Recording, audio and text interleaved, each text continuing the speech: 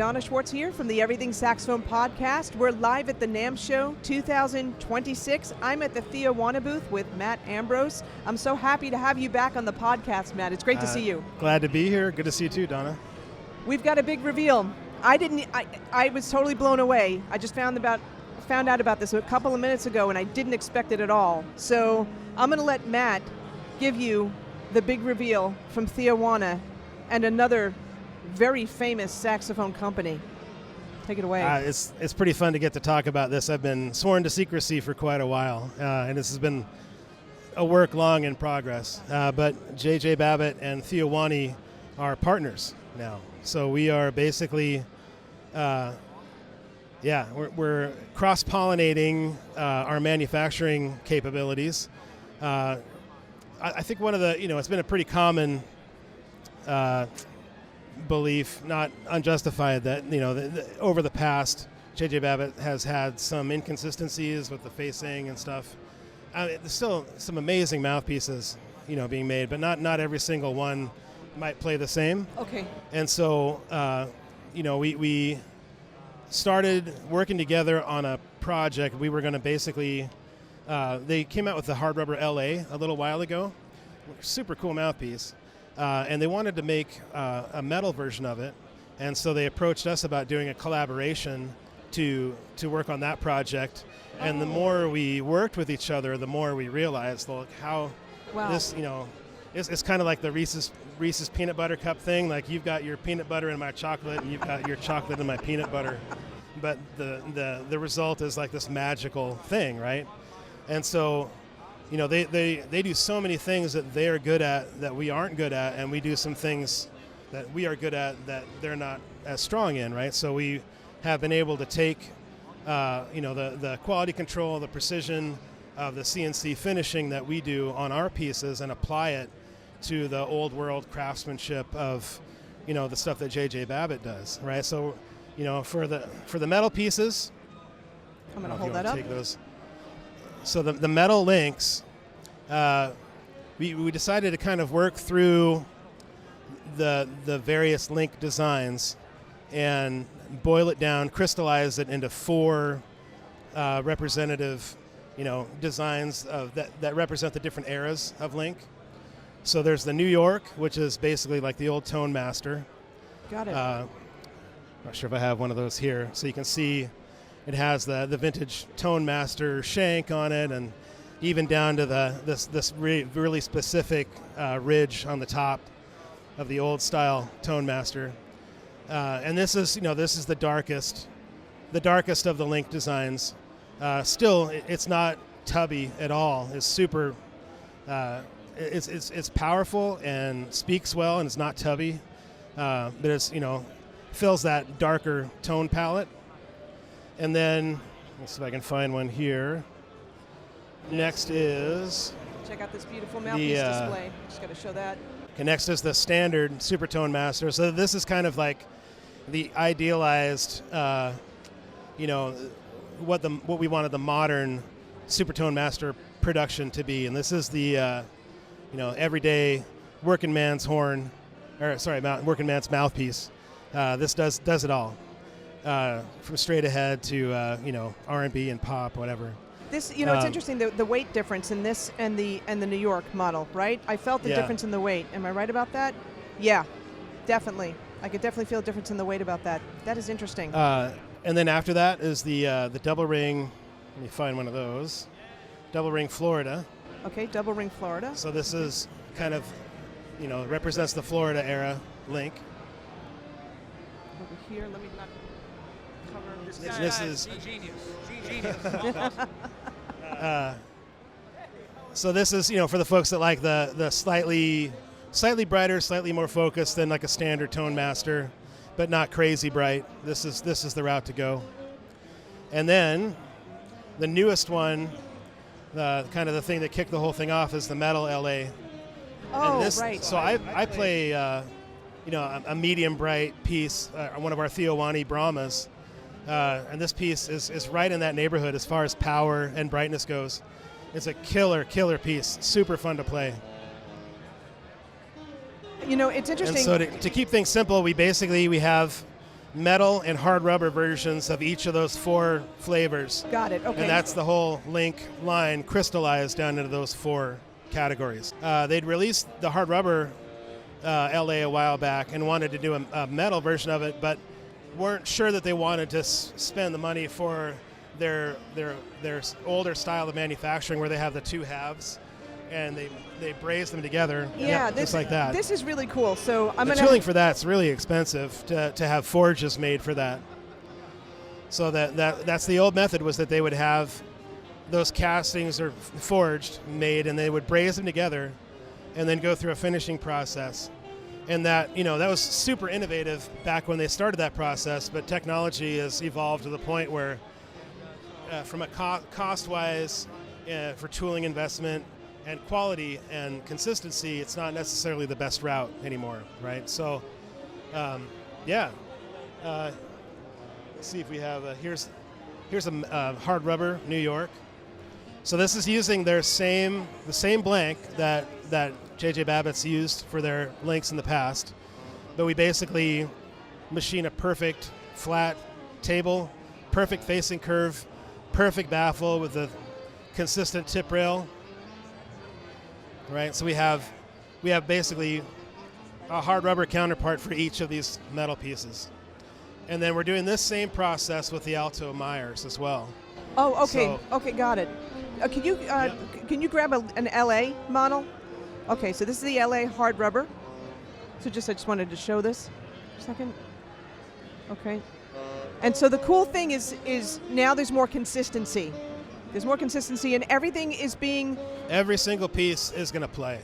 Okay. There's not going to be any, just because of the nature, particularly with the hard rubber pieces, the nature of molding things, there is going to be some slight variations in the chamber, because it's literally something that you put in a press, right? And it comes out, it comes out kind of in a soft state, and then they vulcanize the hard rubber in a pressure cooker, and that's what makes it hard. But there's a little bit of variability.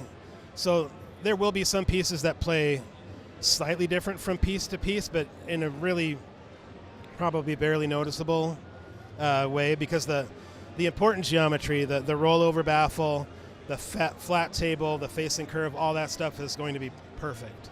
And every time. Everything's going to come out of the Bellingham, Washington. Pardon? Everything's going to come out of the factory in Washington, right? It's going to be a hybrid, right? So we JJ Babbitt in Elkhart will mold the pieces, and then they send them to us to put the facing curve and the baffle on, and then we send them back to Elkhart for polishing and some interior blending, the normal removing flash and stuff, the normal things that they would do, and then they actually do all the stamping of the artwork and all that stuff on the hard rubber pieces. And then the metal pieces, we actually machine these in our Bellingham machine shop, and then send them to Elkhart to get polished and finished, and then they'll get sent out to plating and yeah. That's awesome. This threw me off because I didn't expect this at all. I'm coming down the bend, and I'm trying to find the booth, and I find it. And I'm thinking, why am I seeing Meyer over here? What's going on? And I know about Theo's background with like Meyer mouthpieces and stuff like that. And I'm thinking, okay, that's smart. So they're doing something with Meyer, and then I'm like, oh. You know why I'm saying this? Because one of our Patreon subscribers, his name is Cimarron, and he said, oh, well, I love my Otto Links. And he wanted to know, he had a question. He said, you guys have like the Durga, even up to the Durga 5. Why keep, if something's great, why keep making more mouthpieces? And so, I'll ask you that question. But Cimarron, you see now though that Theo Wanne and JJ Babbitt are together here. So you've got your Otto Link. You may want to check this out. Yeah, so speaking to that a little bit, Theo's history, Theo made his way in the mouthpiece world by collecting and perfecting and finishing vintage mouthpieces for people, right? He would, he's literally worked on tens of thousands of pieces by hand, right? He is a master, and I've been making mouthpieces with him for 20 years now, and which is crazy to say out loud when I think about it, but he still blows me away. Somebody might have a mouthpiece that, the altissimo is not reacting exactly how they want, and he'll sit down and he'll adjust just a tiniest spot on the facing curve, and all of a sudden it pops for them, right? Or, because he's worked on so many mouthpieces with players sitting right next to him, he'll make a change and hand it to them, and they're like, yeah, this is better, but I want to do this also. Hand it back to him, and he'll make the shape.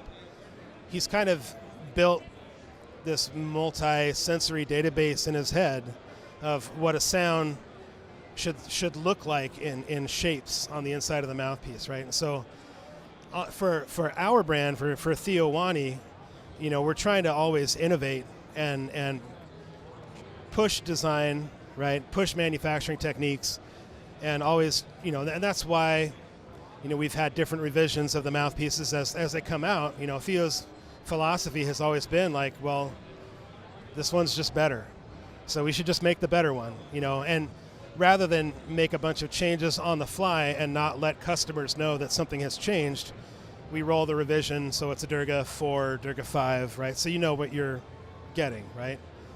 And we have consistency within each one of those identities, right? The philosophy with working with JJ Babbitt is much different, right?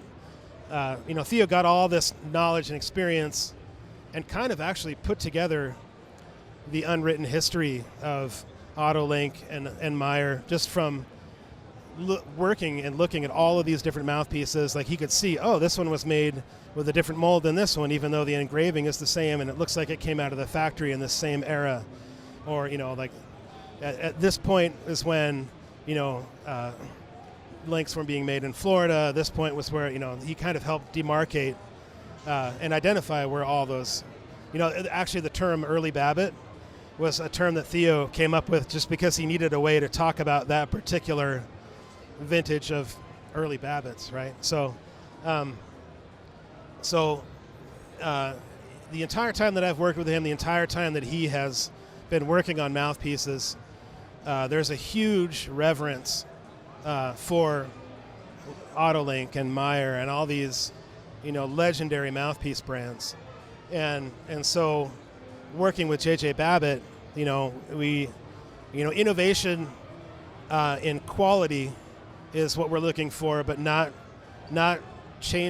radically changing the designs on anything, right? We need to basically identify what the identity is of, what should the New York Tone Master sound like, right? What should a standard Super Tone Master sound like? What's the ideal, the best one that ever came out of the factory?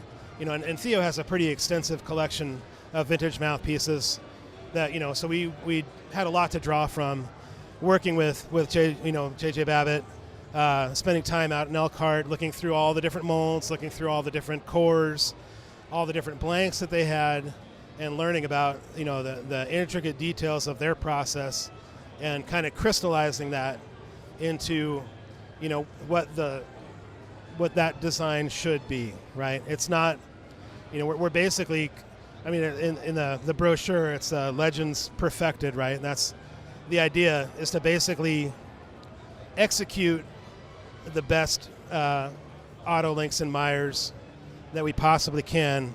We're not really changing them at all, because we have a huge reverence for the legacy of these mouthpieces and the people that have been made of them. Yeah, no problem. So basically, stewardship is the idea, right? Being able to take these legendary brands into the 21st century with modern quality and precision. And right? consistency. What's that? And consistency. Consistency. That's the Every key. single piece is going to play. That's awesome. Every single piece is going to be great. This is great, and you get a chance to tell everybody now.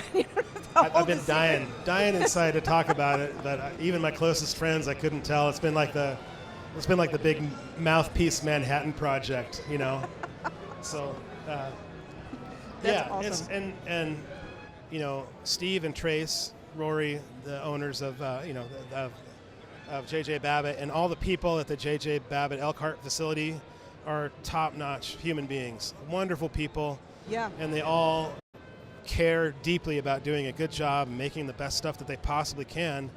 It's just been that there's been kind of the culture has, institutional knowledge has been lost kind of over time as people retire or move on to something else. If you don't have, really great record keeping, standard operating procedures, all that stuff, right? Then you have some quality wander. And our goal working together is to bring that back up to a modern standard, right?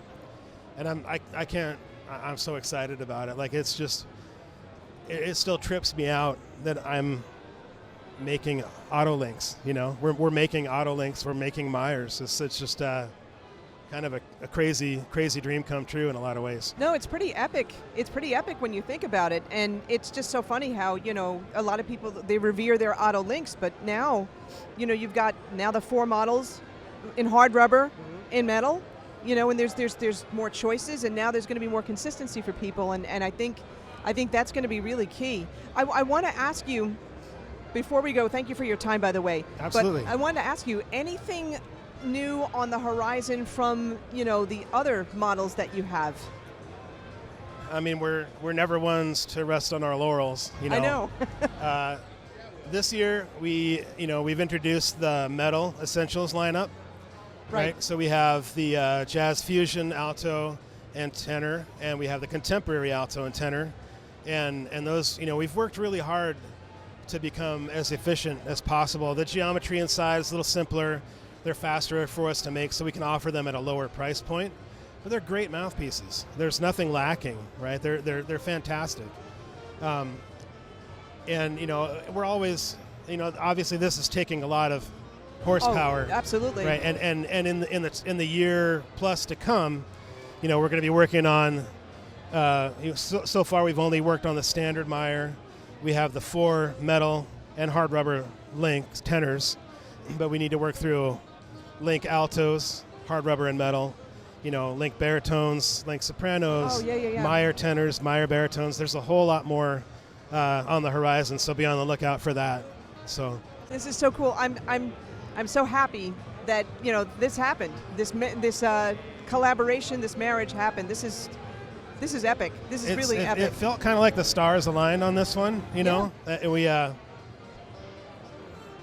like I said, we've always had such a reverence for these brands and this company in particular, like just wonderful people. And I don't know, it's been like a great process of making new friends, and the collaboration with Chris French, at Phil Hobson and a bunch of other people at JJ Babbitt. It's been a real highlight for me personally. Just great people. It's been a joy. I don't know. And the other thing, too, I wanted to point out, this is kind of like a full circle thing, because the way Theo started, right, with what he did, and now, I mean, this must be mind-blowing for him, too, when you think about it. It's a dream come true, really. Yeah. It really is.